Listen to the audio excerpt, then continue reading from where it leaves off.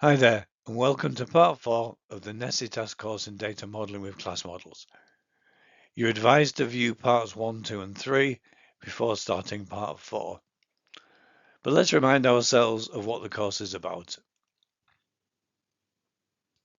The course is part of our business analysis enablement program, delivering training in core business analysis skills.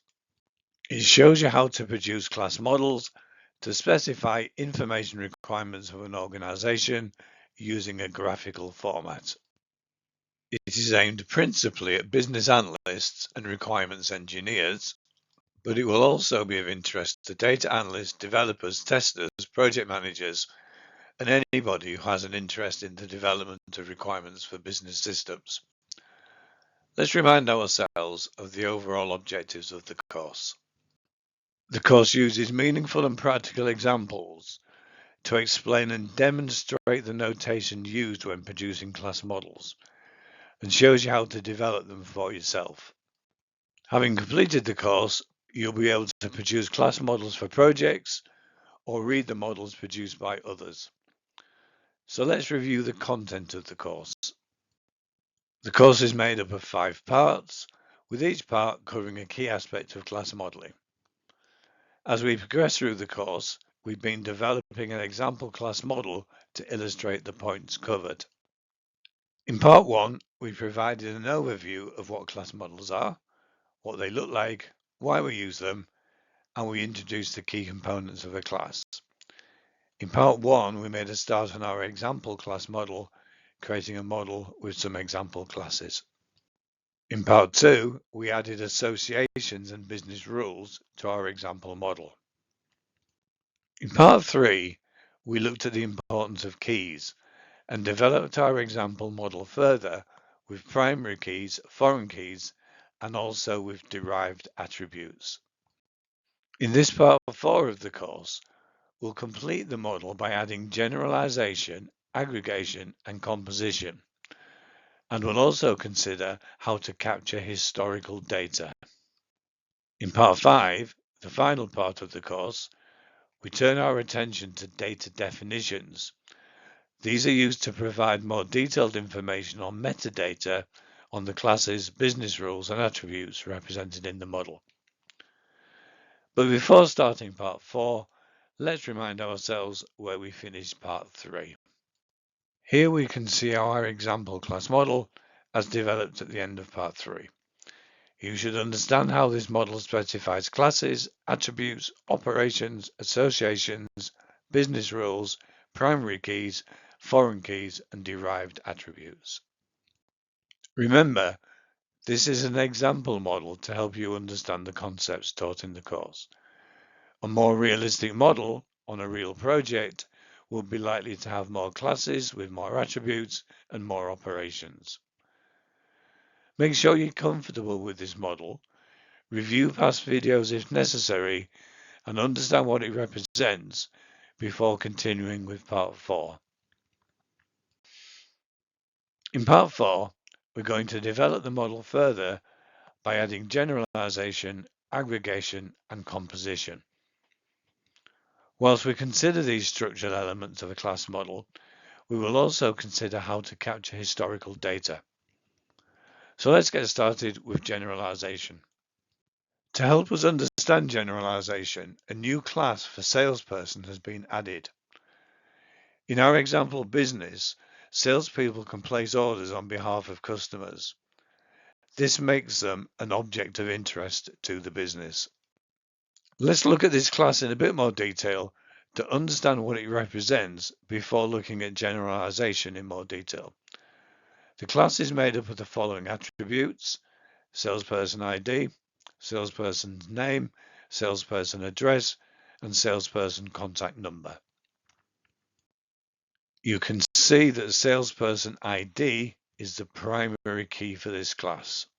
Notice also that salesperson ID is included as a foreign key in the order class. The model also specifies that we need to perform the following 2 operations on this class: capture salesperson details and update salesperson details. Because salespeople can place orders on behalf of customers, there's an association between these classes. Let's look at this association more closely. The business rules on the association between the order class and the salesperson class specify that an order may be associated with one salesperson only or none. This allows for the following two scenarios. Firstly, if the order is placed directly by the customer and not a salesperson, it need not be associated with a salesperson, hence the 0. But if the order is placed by a salesperson on behalf of the customer, there can only be one salesperson involved, hence the 1. The business rules also specify that a salesperson can place many orders or none. This is because over time we would expect a salesperson to place many orders for customers, hence the asterisk. But when the salesperson first starts at the company, we want to capture their details prior to them taking any orders, hence the 0. So now we've had a quick look at this class, let's start looking at generalization. To help us understand generalization, let's start with a question. How would we develop the model to show that the organization employs both permanent salespeople on a salary and contract salespeople who receive commission? For simplicity's sake in this example, permanent salespeople do not receive commission. This can be shown using generalization. Here you can see an example of generalization. Generalization introduces the idea of superclasses and subclasses, or parent and child classes, where the subclass or child class represents a type of the superclass or parent class. Notice the notation used is a triangle. In this example, contract salespeople and permanent salespeople are types of salespeople and are specified as sub or child classes of the salesperson super or parent class. Notice the addition of the attribute salesperson type in the salesperson class. We use generalization to specify attributes and operations that are only relevant to a specific subclass. In this example, the attribute commission rate and operation calculate commission are specific to a contract salesperson only. The salary attribute and update salary operation are specific to a permanent salesperson only. This is also known as inheritance, as the subclasses are said to inherit the attributes of the superclass. Review this example, pausing the video if you need to make sure you understand this concept before moving on to aggregation. In order to explain aggregation, we've added a new class for team, along with a couple of attributes and an operation for the class. This is to represent that in our example, each salesperson may belong to a team. This makes team an object of interest to the business, and we would want to record details about them, so we need a class. As a salesperson can belong to a team, it also means that a team is made up of salespeople, or more precisely, a team is an aggregation of salespeople. This is shown by the diamond notation on the association between salesperson and team. Notice that the diamond is white or has no fill to it. Notice the business rules on multiplicity. These state that each salesperson may belong to one and only one team, but they don't have to be a member of a team. We know this is may because of the 0 in the multiplicity.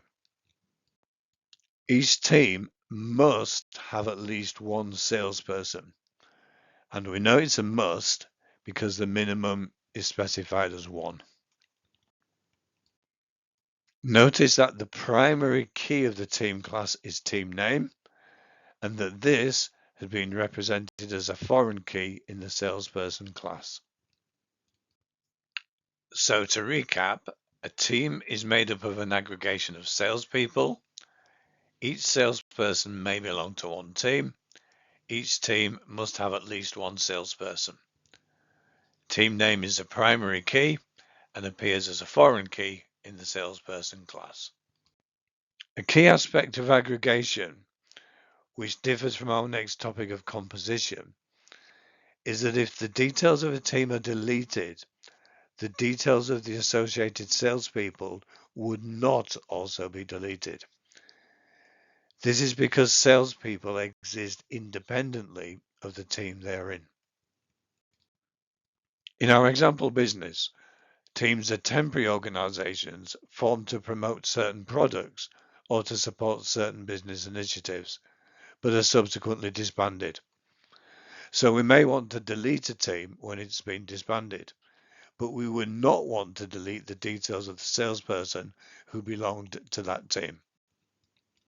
It may be worthwhile noting that as this model stands, it does not allow for the keeping of historical records of the various teams that salespeople may have belonged to over time.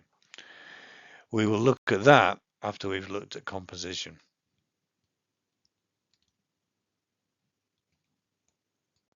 Make sure you fully understand aggregation before moving on. Restart the video if you're unsure of anything.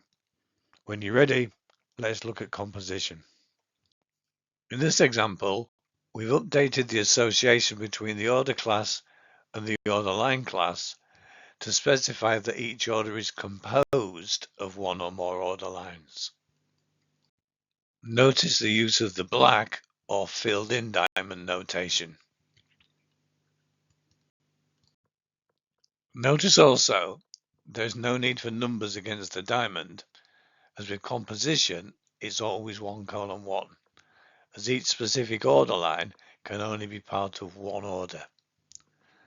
The 1:* against the order line class specifies that an order must have at least one order line, but could have many. The key difference to aggregation is that with composition, if an order is deleted, then all the associated order lines would also be deleted. This is because order lines are dependent on the order and only exist as part of an order. Let's now look at the latest version of our class model, now that we've added aggregation and composition. Here is our entire class model with examples of aggregation and composition added. It's important to keep in mind that class models must reflect the business situation under investigation. Although the examples used here are quite common, they may not fit every business situation, as business rules differ from one organization to another. This should not be used as a template or pattern for all organizations. As a test of our understanding, let's look at a different scenario. What if the business changes its rules so that only permanent salespeople can belong to teams? What change to the model will be needed to reflect this? Pause the video and see if you can determine what change is necessary, then continue with the video to check if you are right. In this example, you can see the model has been updated so that only the subclass for permanent employee has been associated with a team. The business rules specify that firstly, we can capture the details of the current team that a salesperson belongs to, if any. The use of the 0 means membership of a team is optional. Secondly, we can capture details of who are the current members of a team. But what we cannot capture are details of the teams a particular salesperson has been a member of over time. But what if there is a requirement to capture details of the teams a salesperson has been a member of? This means there's a need to capture historic data of teams that the salespeople have belonged to. Let's update our model to reflect this. Here you can see that a new class for team allocation has been created. This will capture details of teams that salespeople have been allocated to over time. Notice the model now specifies all salespeople may be allocated to a team, not just the permanent salespeople. You can see that some attributes, date joined and date left, have been added to the team allocation class for illustrative purposes. Note also that the primary key is a compound key made up of the foreign keys from both the salesperson class and the team class. Let's explore the business rules specified in this update. The rules between team and team allocation specify that each team is an aggregation of team allocations. Each team allocation must be associated with only one team. Each team must be associated with at least one team allocation. Or in other words, each team must have at least one salesperson allocated to it. This means that according to this model, whenever a team is created, there must be at least one allocation associated with it at the time of creation. If the business would like to be able to record a team name before allocating members, then the multiplicity needs to be 0, ***. The rules between salesperson and team allocation specify that each salesperson can be allocated to many teams or none. It is expected over time a salesperson may be allocated to numerous teams, but in the early days of working with the organization, they may not have been allocated to any. Secondly, the rules specify that each team allocation must be associated with one salesperson only. Take a moment to review the model as it now stands, pausing the video if necessary before moving on to complete part 4.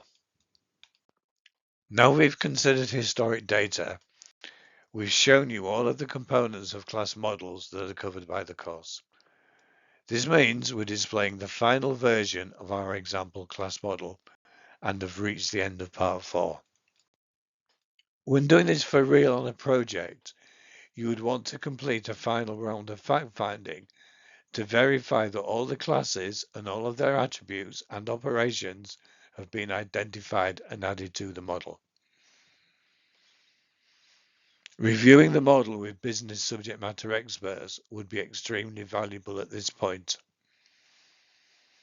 It would also be valuable to perform a peer review at this point, where another business analyst reviews the model against the requirements and other documentation to ensure they're supported by the model.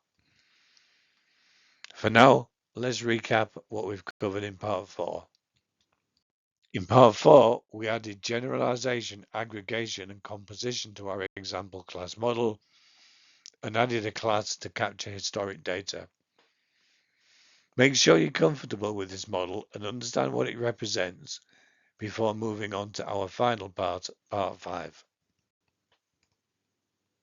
Although our class model is now complete, we've not yet finished modeling, as we don't have sufficient information to allow developers to develop and testers to test any system based on this model.